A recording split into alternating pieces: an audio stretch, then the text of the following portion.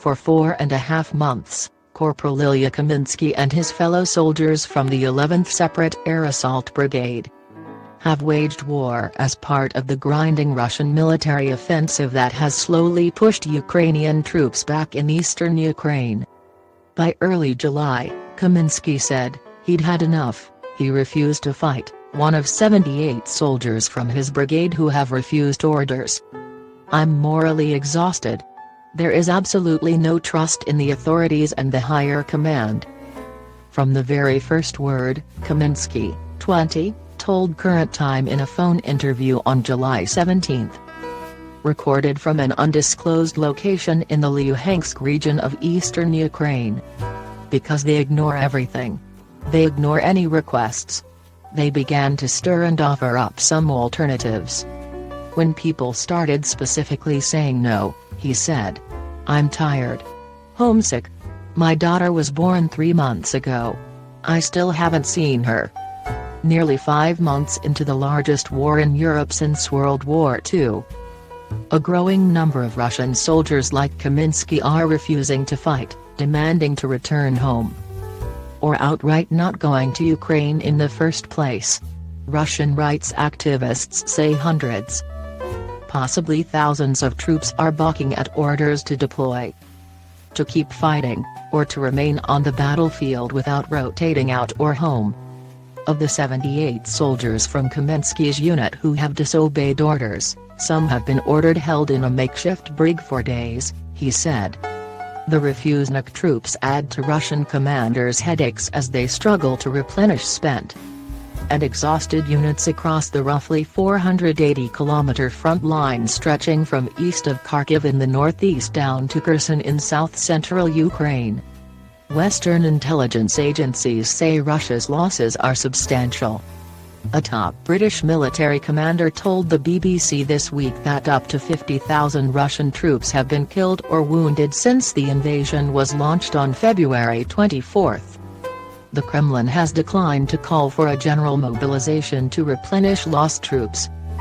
Instead, using what analysts have described a covert, hybrid campaign to recruit fresh troops. Using private military companies, extended age limitations, lucrative financial incentives, and sometimes coercive persuasion to bolster the ranks. I'm warning you, this is a final offer. Paratroopers from the 11th Separate Air Assault Brigade, based outside Ulan-Ude, the capital of the Buryatia region in eastern Siberia, arrived in Ukraine's Kherson region on February 24, shortly after Russia's invasion began. At some point, Kaminsky's unit was then transferred to Luhansk, in Ukraine's Donbas region. In phone conversations with Current Time, he said troops were not granted any leave for 4.5 months.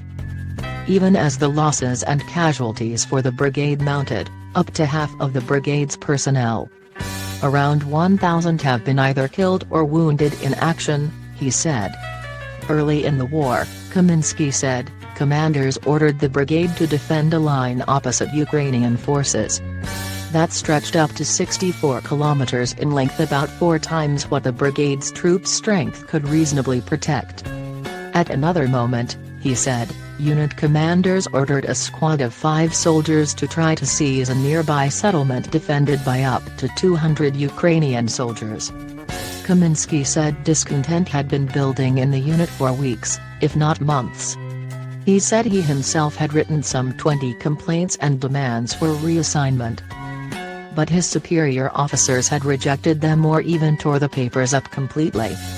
In all, 78 soldiers including Kaminsky openly challenged his orders, and demanded to be either sent home or reassigned, he said.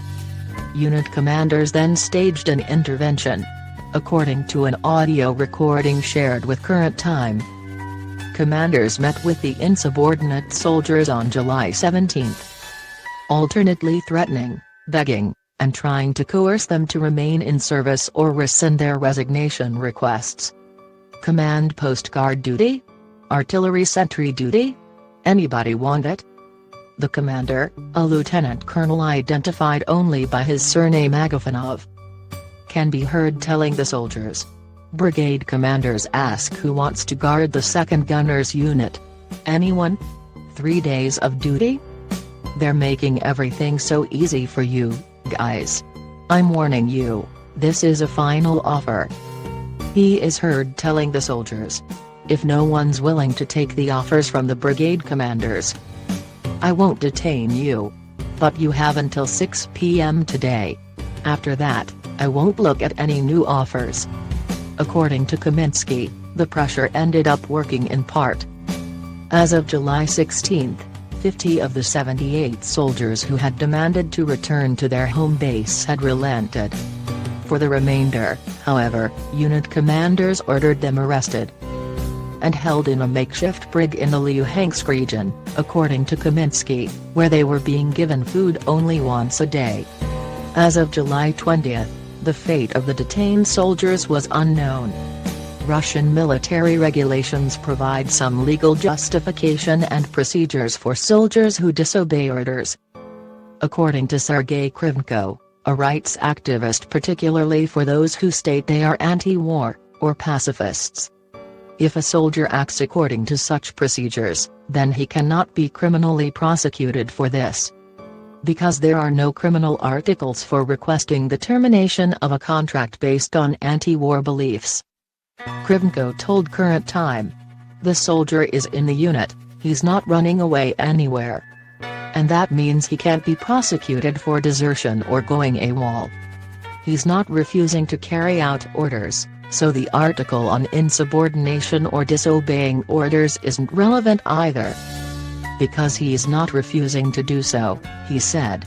He simply declares that he has anti-war convictions. I had to refuse so I could stay alive. Russia's troops in Ukraine are largely made up of contract soldiers, volunteer personnel, who sign fixed-term contracts for service. The range of experience varies. Other units include troops from private military companies like Wagner, or specialized, semi-autonomous units overseen by Chechnya's strongman leader, Ramzan Kadyrov. The discontent in Kaminsky's 11th Brigade is not an isolated case, and there are indications that Russian commanders are trying different tactics to keep the problem from spiraling out of control. For example, publicly shaming soldiers who are refusing to fight. In Buryatia, where the 11th Brigade is based, dozens of personnel have sought legal assistance from local activists seeking to break their contracts and get out of service in Ukraine, for various reasons.